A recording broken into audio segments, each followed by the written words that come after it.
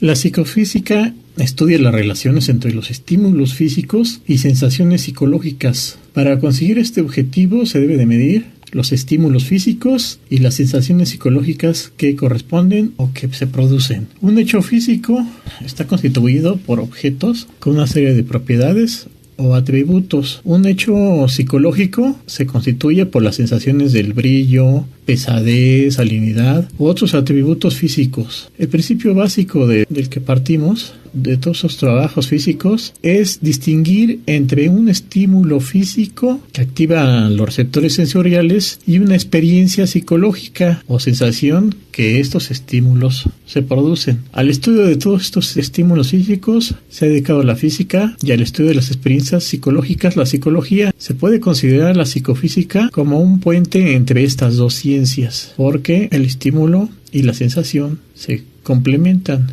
Origen de la psicofísica inició en el siglo XVIII por una serie de empiristas ingleses, Berkeley, Hume y Hartley, que defendían que el principio al nacer la mente es una tabla en blanco. Durante el siglo XIX los empiristas tenían una firme creencia en el método científico y con el cual pensaban convertir a la psicología en una verdadera ciencia. Wundt, siguiendo a los empiristas ingleses, luchó para conseguir este propósito, para que se vuelva una ciencia experimental la psicología, por lo que realizó varios experimentos e investigaciones psicofísicas. En el siglo XIX, investigadores como Weber, Fechner, Helmont, Holtz, Elton, todos eran estructuralistas y tenían como objeto principal descubrir las leyes que gobiernan la relación funcional entre los estímulos simples y las sensaciones elementales. Se basa más que nada en las investigaciones de Fechner y los experimentos que se realizaron en los indirectos, los clásicos de Fechner, que fue el método de los límites. Se calculaba los umbrales y se determinaban los límites de la sensación. Después empezó el procedimiento con los límites y los estímulos constantes. Las leyes psicofísicas.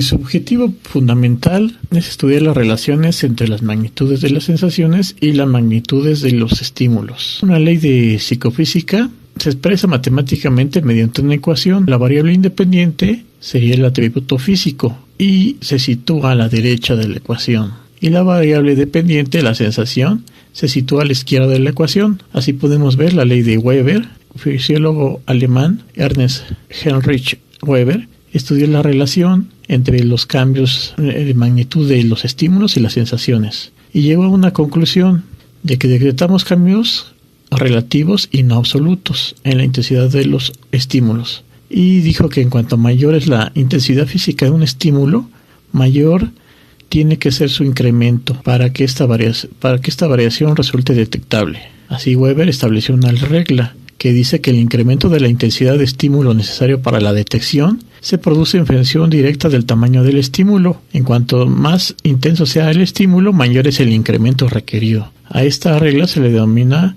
fracción de Weber. La ley de Fechner. Fechner se propuso también encontrar la función matemática que relaciona las magnitudes físicas con las magnitudes sensoriales y llegó a la conclusión de que esta es una función logarítmica. Su estrategia fue medir las sensaciones indirectamente a través de umbrales, y al medirlos, estos estaban midiendo la sensibilidad, que es su inverso. Para ello planteó como primer paso usar el umbral diferencial o la diferencia justamente perceptible como una unidad de patrón de medida. Así medir la magnitud subjetiva de una sensación. Fechner supuso que la ley de Weber era cierta, así que donde indica el tamaño de mayor incremento de la magnitud del estímulo, para hacer el incremento resulte mínimamente perceptible. Y entonces asumió que todos los umbrales diferenciales son subjetivamente iguales, que significa que siempre el estímulo se incrementa en un umbral diferencial. La sensación lo hace en la misma cantidad independiente del valor absoluto.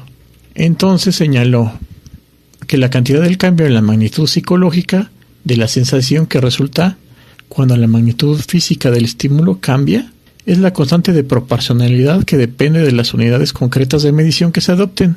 Entonces, a partir de aquí, desarrolló matemáticamente su ecuación, que es S igual a K, logaritmo de E, más C y S, que es la magnitud subjetiva de una sensación. La K es la constante de proporcionalidad, log es logaritmo neperiano correspondiente y E magnitud del estímulo, y la C es la constante de integración. Así, la ley de Fechner afirma que la magnitud subjetiva de una sensación se mide por el logaritmo de la magnitud física de su estímulo. Esto quiere decir que la intensidad de la sensación es proporcional al logaritmo de la intensidad del estímulo, lo que viene a concluir que la intensidad de la sensación aumenta en una escala aditiva. La escala del estímulo lo hace en una escala multiplicativa. Ahora, las críticas a estas leyes dicen que solo cumple con valores intermedios y que se ha comprobado después que no es cierto que todas las sean iguales, sino que son proporcionales a la magnitud del estímulo, por lo cual fue un error considerar a estas como patrón de medida, a las unidades mínimas de sensación. Posteriormente vino la ley de Stevens, que es la psicofísica directa o moderna, y como él no estaba de acuerdo con Fechner, él decía que la sensación que las personas sienten les puede parecer mayor o menor, o igual que a otras, como decía Fechner.